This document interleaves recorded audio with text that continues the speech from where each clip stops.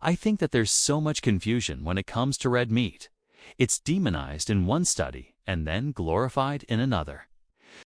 Today, we're diving into the research to figure out, is red meat actually good for us or not? And of course, if you like science-based nutrition information, be sure to subscribe for more videos just like this one. In 2019, the World Health Organization's International Agency for Research on Cancer classified red meat as a Group 2A carcinogen, which means that there's probably not enough evidence to classify it as a human carcinogen. Okay, so maybe not great news, but definitely not terrible either. However, the media ran with this headline and created a frenzy among the general population. Headlines such as "Eating red meat daily may cause cancer" or "Red meat has been declared a carcinogen." This led to a sharp decline in red meat consumption. But what is red meat? Red meat refers to both beef and pork, lamb, venison, etc. But it doesn't include processed meats like deli meat, hot dogs, and sausage. In fact, the 2019 report from the World Health Organization was referring specifically to unprocessed red meat. The classification was based on an analysis of 17 studies, mostly of observational data, which revealed a higher risk of colorectal cancer with higher intake of red meat. A few other studies also showed increased risk of breast and prostate cancer as well. The problem with observational data is that while it can show associations between things like diet and cancer, it cannot prove causation. There are many differences between people who eat a lot of red meat compared to those who don't. People who eat more red meat tend to be older, have lower levels of education, smoke more, drink more alcohol, and have a higher body mass index, all of which can increase your risk of getting cancer. Observational data does not allow us to control for these factors. A few randomized controlled trials have also been done on red meat consumption and cancer risk. A study found that munching on 200 grams of grilled steak daily for 24 weeks upped the chances of getting colon polyps, which could lead to cancer if they keep growing. A surprising study found that eating a lot of beef boosted good HDL cholesterol without raising inflammation levels. How cool is that? But what about all the saturated fat in red meat? Well, other randomized controlled trials have shown that replacing carbohydrates with red meat, or even replacing them with saturated fat, did not lead to any adverse effects.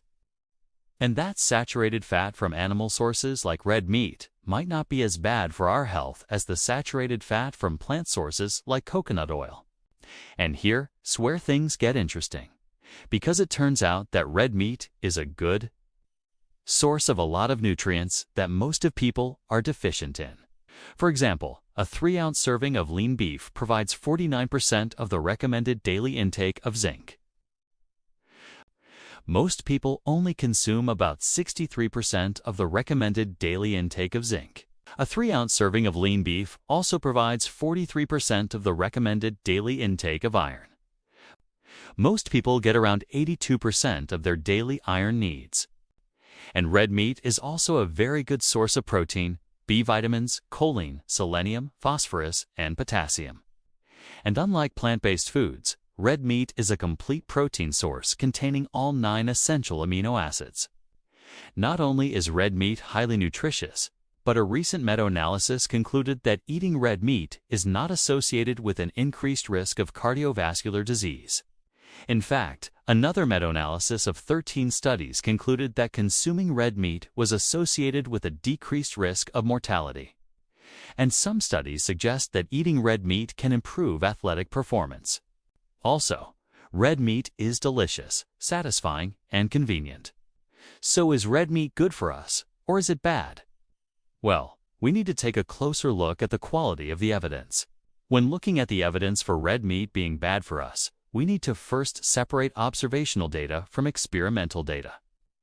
As we discussed earlier, observational data shows an association between higher red meat consumption and an increased risk of certain cancers. The problem with this data is that we cannot determine if the red meat consumption is causing the cancer or if something else is.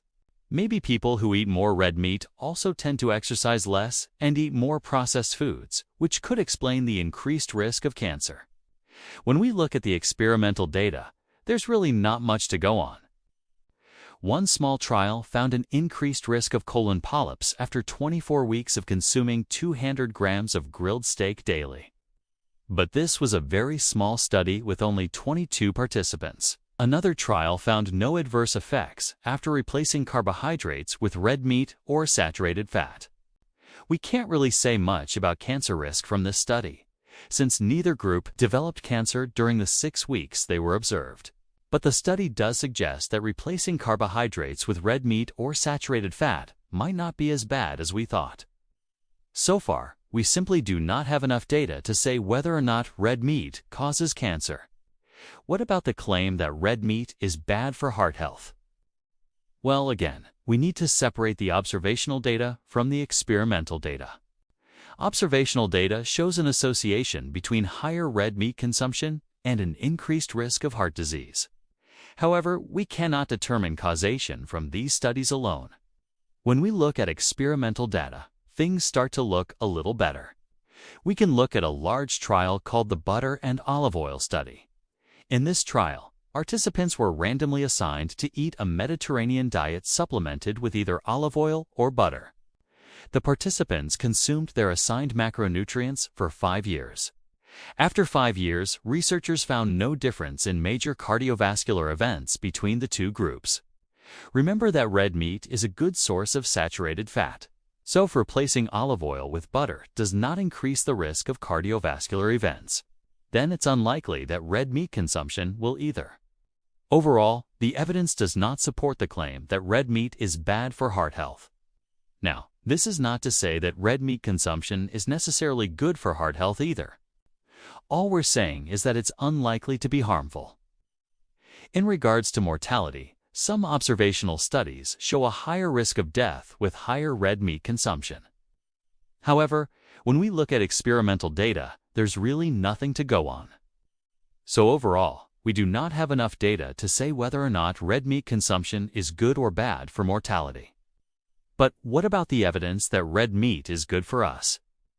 Well, we know that red meat is a nutrient-dense food, providing high amounts of protein, zinc, iron, B vitamins, choline, selenium, and phosphorus. It's also likely that red meat will be satisfying and enjoyable to eat, which can help you stick to a diet long-term. Some observational studies show a decreased risk of mortality with red meat consumption. Again, we cannot determine causation from these studies. When we look at the experimental data, there's really nothing to go on. Overall, we do not have enough data to say whether or not red meat consumption is good for mortality. So what should we make of all this evidence? Should we avoid red meat?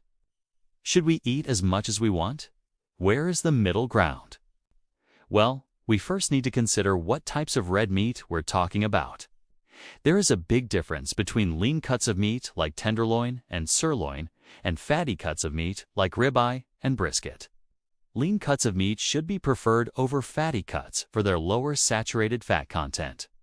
Second, how is the meat prepared?